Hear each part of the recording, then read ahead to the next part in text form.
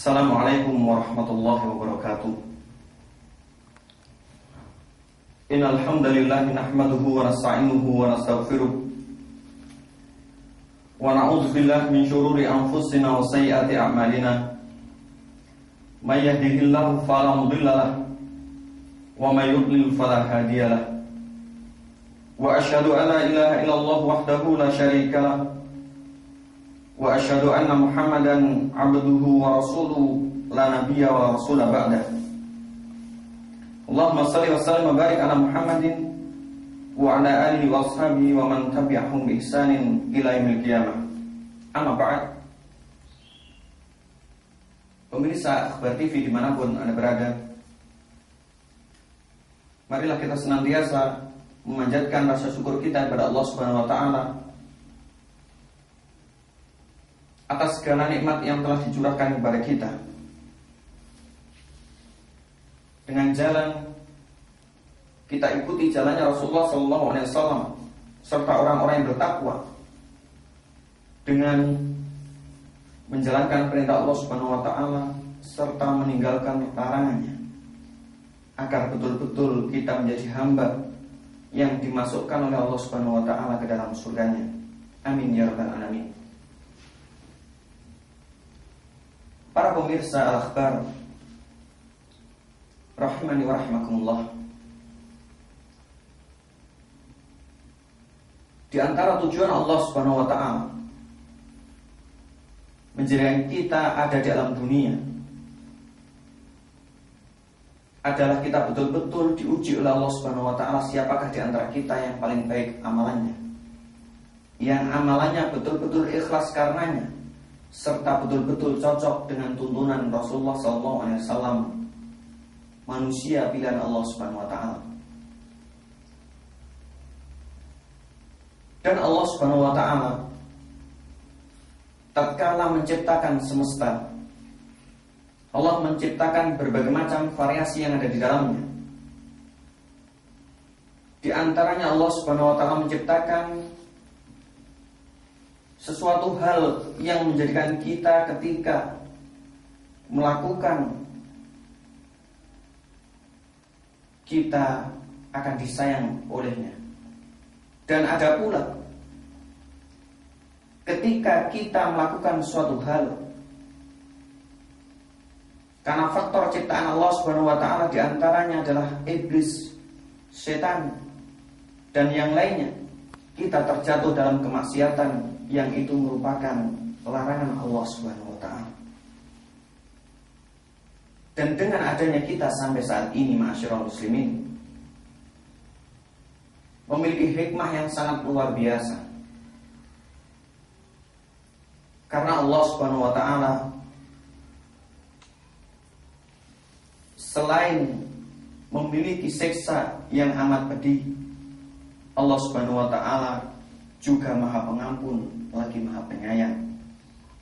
Oleh karenanya dua hal yang tak boleh dilupakan oleh seorang hamba, yang harus sepadan antara kanan dengan kiri, antara satu dengan yang lainnya, adalah keyakinan akan dahsyatnya siksa Allah Subhanahu wa taala sehingga takut terjerembab dalam dosa-dosa, serta keyakinan akan Allah Subhanahu wa taala Maha Pengampun lagi Maha Penyayang,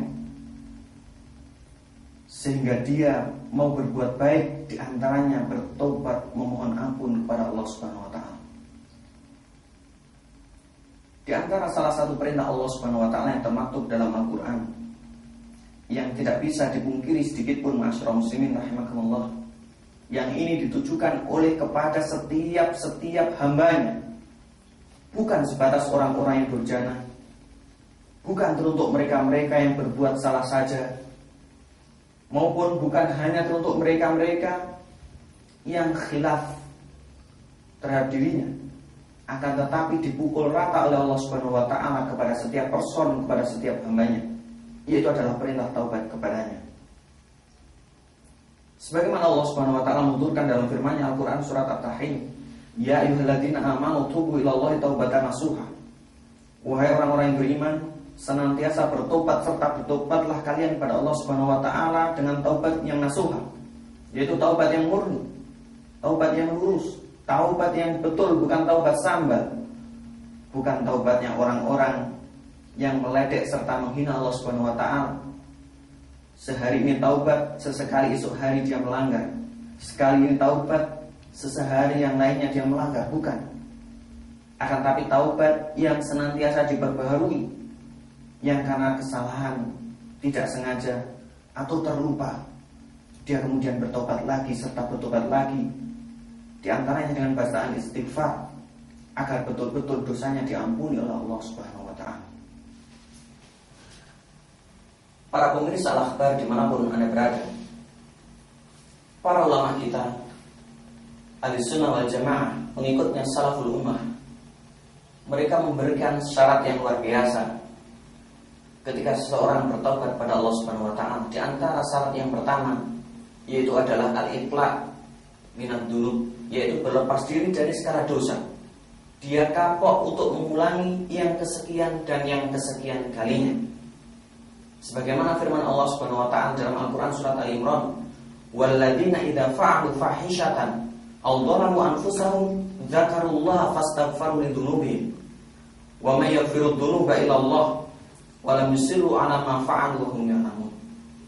Dan orang-orang yang melakukan suatu perbuatan keji atau mendolimi diri mereka, mereka ingat pada Allah Subhanahu wa taala dengan serta-merta bertobat kepadanya, beristighfar memohon ampun kepada Allah Subhanahu wa taala, maka siapalah yang mampu mengampunkan dosa melainkan Allah Subhanahu wa taala semata.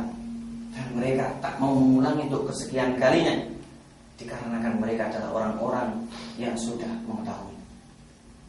Akan tetapi fenomena yang ada masyarakat muslimin, bagaimana dengan diri kita? Bagaimana dengan keluarga kita?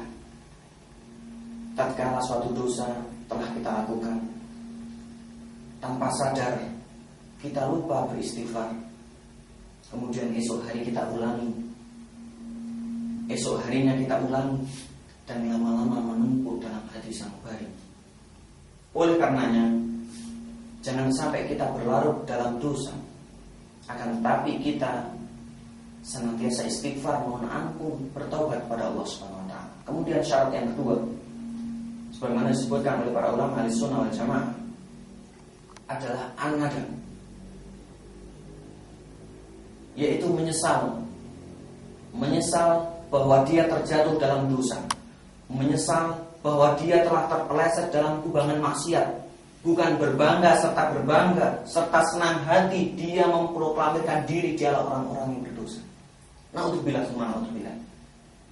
Oleh karenanya dalam riwayat Imam Bukhari dan Muslim, Rasul pernah mengatakan kullu ummati mu'afin ilal mujahirin, dan dalam riwayat yang lain kullu ummati mu'afan ilal mujahirin. Setiap umatku pasti akan diampuni oleh Allah Subhanahu wa taala, termaafkan, melainkan mereka orang mujahir. Siapakah mereka?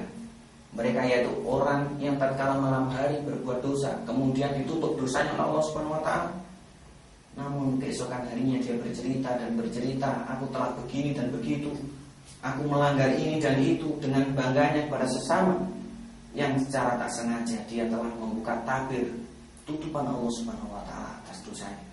Oleh karena itu, sesal merupakan syarat mutlak agar kita jera daripada perbuatan dosa kita, agar kita istiqomah dalam taubat, agar kita betul-betul mampu mendekatkan diri kepada Allah Subhanahu wa taala. Kemudian, ma'asyiral muslimin rahimani wa rahimakumullah, yang berikutnya disebutkan oleh para ulama Ahlussunnah wal Jamaah di antara syarat taubat, yaitu adalah ikhlas lillahi subhanahu wa ta'ala. Ikhlas semata-mata karena Allah Subhanahu wa ta'ala. Ikhlas betul-betul taubatnya karena Allah Subhanahu wa ta'ala, bukan karena yang lainnya. Oleh karenanya, apapun perbuatan kita, khususnya yang berkaitan dengan amal ibadah kita, tatkala kita mengabdi, menghambakan diri kepada Allah Subhanahu wa taala, ikhlas merupakan syarat mutlak yang tidak bisa diganggu-gugat. Ikhlas merupakan harga mati yang harus senantiasa kita tepati.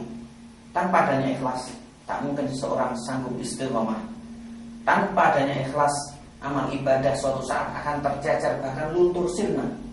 Tanpa adanya ikhlas, dalam titik tertentu seseorang akan bosan serta meninggalkan agama yang selama ini digelutinya.